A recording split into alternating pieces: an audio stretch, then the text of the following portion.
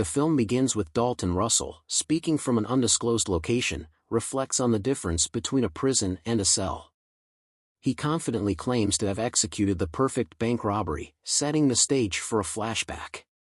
A group of robbers disguised as painters, all using variations of the name Steve as aliases, infiltrates a Manhattan bank. They quickly disable security cameras and take control, forcing customers and employees into the basement. Stripped of their belongings, the hostages are dressed in identical painter uniforms and masks, making them indistinguishable from the criminals. The robbers periodically mix with the hostages to blur identities further. As police surround the bank, detectives Keith Frazier and Bill Mitchell arrive, meeting with Captain Darius to assess the situation. Meanwhile, Russell and his crew demand food, prompting the police to send in pizzas embedded with listening devices. When they overhear a foreign language, they identify it as Albanian, only to discover it's actually a propaganda recording of former Albanian dictator Enver Hoxha, evidence that the robbers anticipated police surveillance and planted misleading audio. At the same time, Arthur Case, the bank's founder, grows anxious upon hearing about the robbery. He hires high-powered fixer Madeline White to protect a specific safe deposit box. White meets with the mayor before persuading Frazier to grant her access to Russell. During their conversation, she references her powerful connections and offers incentives, but Russell instead presents her with documents implicating Case in financial dealings with the Nazis during World War II, transactions that led to Jewish deaths. Rejecting White's offer to cover up the evidence for a substantial reward, Russell makes it clear, all lies, all evil deeds, they stink. You can cover them up for a while, but they don't go away. As the standoff continues, Frazier tries to outmaneuver Russell by falsely claiming the getaway plane he requested is ready. Russell agrees to prove the hostages are unharmed, allowing Frazier inside the bank. While leading him through the building, Russell engages in casual conversation, even advising Frazier to propose to his girlfriend despite financial concerns. When Frazier attempts to overpower him, another robber intervenes, and Russell, unfazed, lets Frazier go unharmed. Later, the robbers stage a fake execution by forcing police cameras to focus on a second-floor window.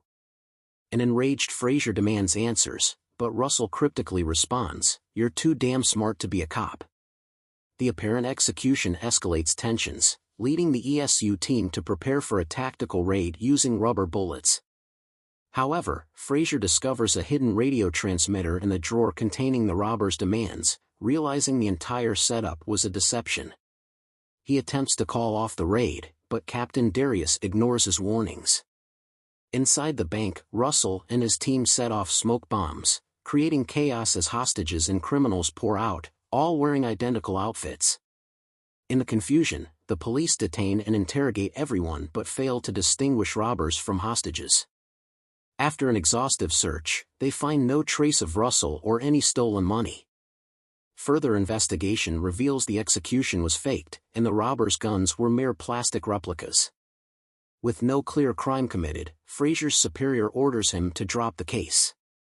Unwilling to let it go, Frazier inspects the bank's records and finds that safe deposit box number 392 was never officially documented since the bank's founding in 1948. He secures a warrant to open it but is confronted by White, who tries to dissuade him, revealing Case's Nazi affiliations. She reminds him of the favor she did in ensuring his promotion, but Frazier insists he never agreed to any deal. He plays a secret recording of their conversation as leverage. White later confronts Case, who reluctantly confesses. She realizes the real target of the heist was the diamonds stored in the safe deposit box, particularly a Cartier ring belonging to a Jewish friend whom Case betrayed to the Nazis in exchange for wealth. The film revisits Russell's opening monologue, revealing his true location. He had been hiding behind a false wall inside the bank's supply room. A week after the heist, he casually walks out of the bank, carrying Case's incriminating documents and bags of diamonds in his backpack. As he exits, he deliberately bumps into Frazier, who fails to recognize him. Outside, his accomplices pick him up in an SUV.